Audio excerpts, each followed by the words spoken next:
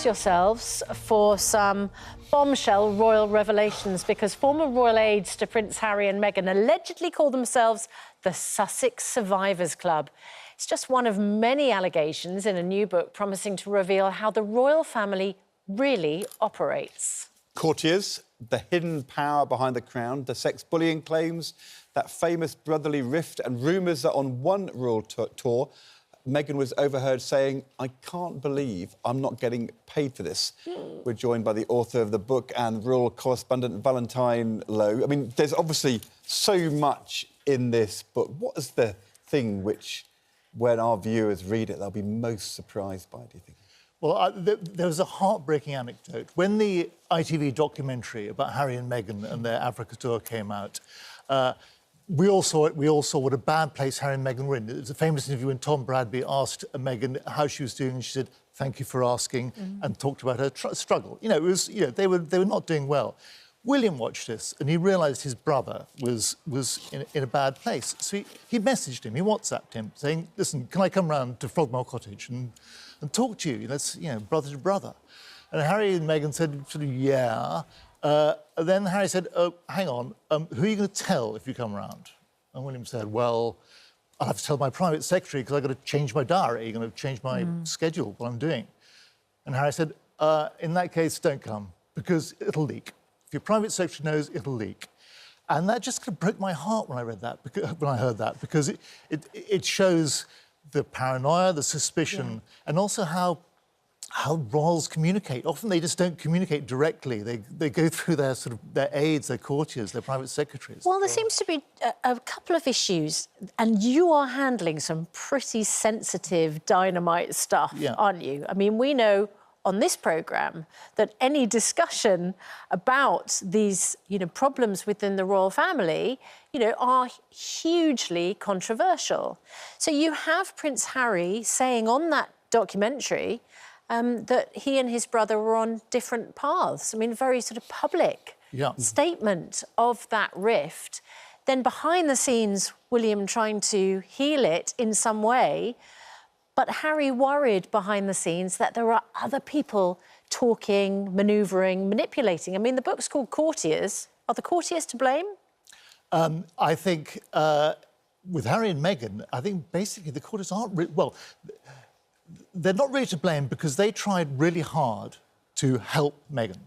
Right from the beginning, one of them, a chap called Miguel Head, who was William's private secretary, had a meeting with Meghan. And in that meeting, he said, "Listen, you know, just because you're coming to the royal family from a different place, you're an actress, you're a grown-up woman, we can do things differently. Let's talk about how we do this. You know, you might want to carry on acting, you might want to, you know, work somehow in the industry. Let's have a dialogue." And Meghan said, "No, I want to do the philanthropy, I want to support my husband," so on and so forth. So he tried really hard. And there's another guy, Sir David Manning, ex-ambassador. He cooked up this plan ages ago, before he even met Meghan, but, you know, when Meghan was on the scene, he cooked this plan which suggested they could go and live in South Africa for a while, just like the Queen and Prince Philip lived in Malta for a while, just like William and Kate lived in Anglesey. They have time out, they're doing something else, a sort of, you know, kind of some precious time in their marriage it could have been. That didn't work out, but these were two people who made a lot of effort to try and accommodate them. But there is a way in which the courtiers are to blame. So the people immediately around them were doing their best, and these are people who could have believed in Harry and Meghan, and they wanted to help. But there were signs early on, in the first sort of, you know, first year or so of their marriage, there were signs about how unhappy Harry and Meghan were. And no one really did anything about that. No one picked it up, no one flagged it up. There were no big discussions with the sort of most senior courtiers in the institution. I don't think it would have made any difference, in the sense that I think they still would have left, because what Harry and Meghan wanted and what the royal family, what the Queen felt able to give, I don't think there was ever a meeting point. No. But the big thing is, it could have been done so much more amicably. I think which is hard to understand is that, like for Meghan, it's such a massive change. And obviously, what she's doing is really hard, and it's hard to come into that kind of bubble and to know how to deal with it properly. But Harry and William, they've both been there all their lives, and you do think to yourself, why couldn't they themselves have handled this better because they're the professionals. Yeah, the point here is that actually this was brewing for a long time. This goes back to before Meghan. That's the interesting. So Harry had this obsession with the media. He could have hated the media.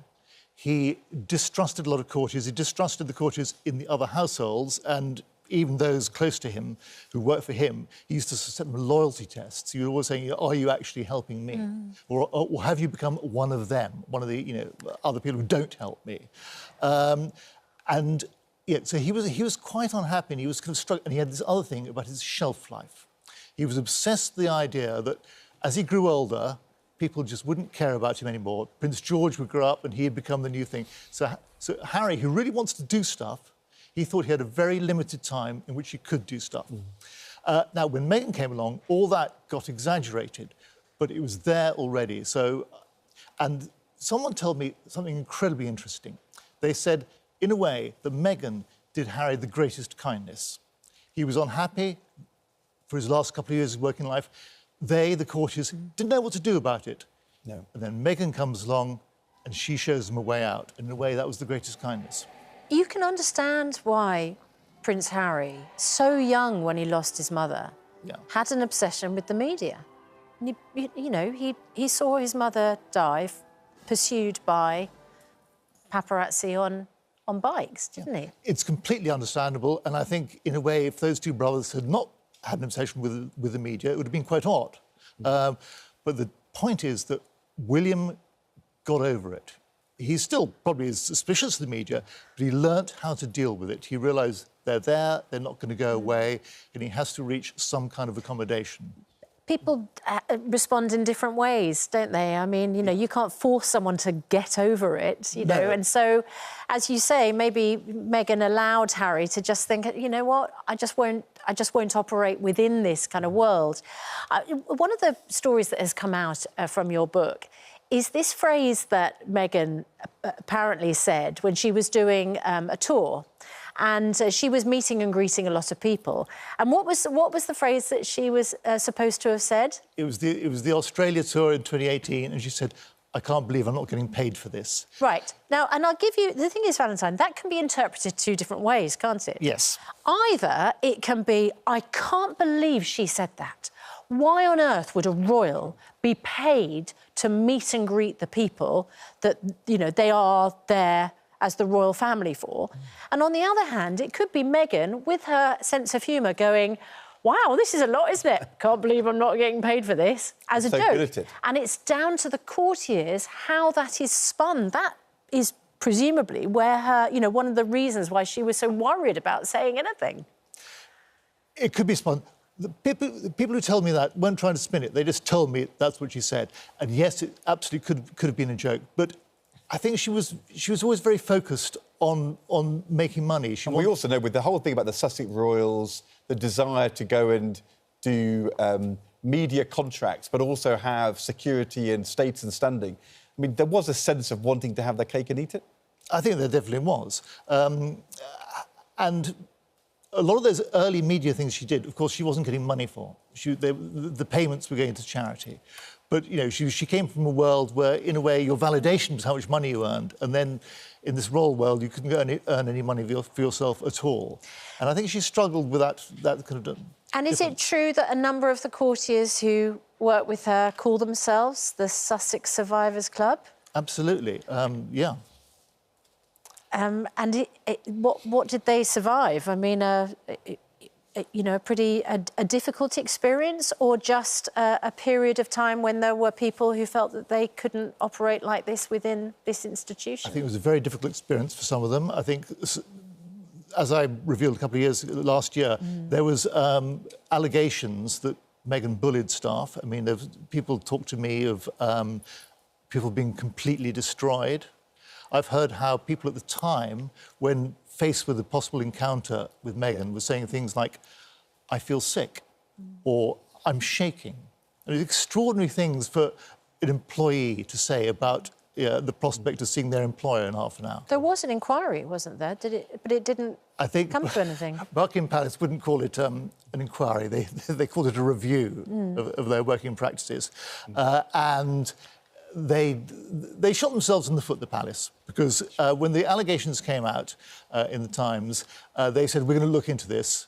And as soon as they said that in public, everyone said, well, can't wait to see the results of that. And, of course, they created a trap for themselves because they were never going to publish the results of that inquiry or review, whatever you call it. The Sussex's spokesman said they were the victims of a calculated smear campaign based on misleading and harmful information. Can I ask you one other question just about the future? Because obviously the death of Her Majesty is a potential chance for a reset. It doesn't feel as though Harry and Meghan are taking that opportunity at the moment. You have a new book out. We're expecting Prince Harry's memoir, his book, to come out next year. If you were giving him advice, would you publish the book? Would you try and take some controversial bits out, which never works?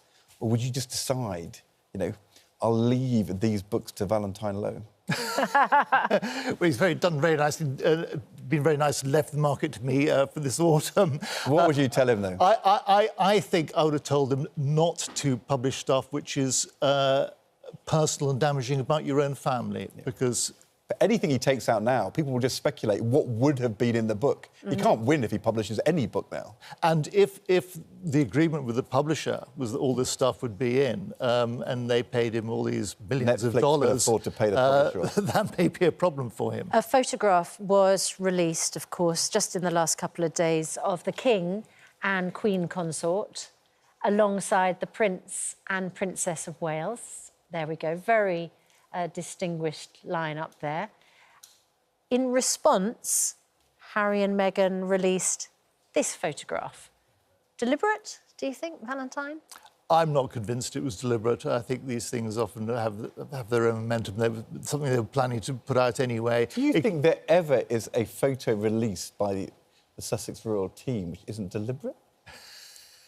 I think the timing was not necessarily inspired by the picture of the King and Queen and the Waleses. I think they're more professional than... But you know, people will always take the cynical interpretation about it. I mean, these individuals, all of them, you know, people will never stop talking about them. It seems so sad, doesn't it, that at the heart of this is a family rift. And the whole nation wants Harry and William to get back together and to reunite and to use this moment. And, you know, I'm sure it's really hard for both sides, but wouldn't it be fabulous if they did? I mean, it's awful they haven't, and there's no immediate prospect of them getting back together, but at least no one's made it worse. When they came over to the funeral and, you know, they were kind of on best behaviour. You know, there was no rapprochement. Absolutely clear about that. Harry's book. Yeah, well, we're all on tenterhooks. Yeah. We are. Good to talk to you, Valentine. Thank you very much indeed. Courtiers, the hidden power behind the crown.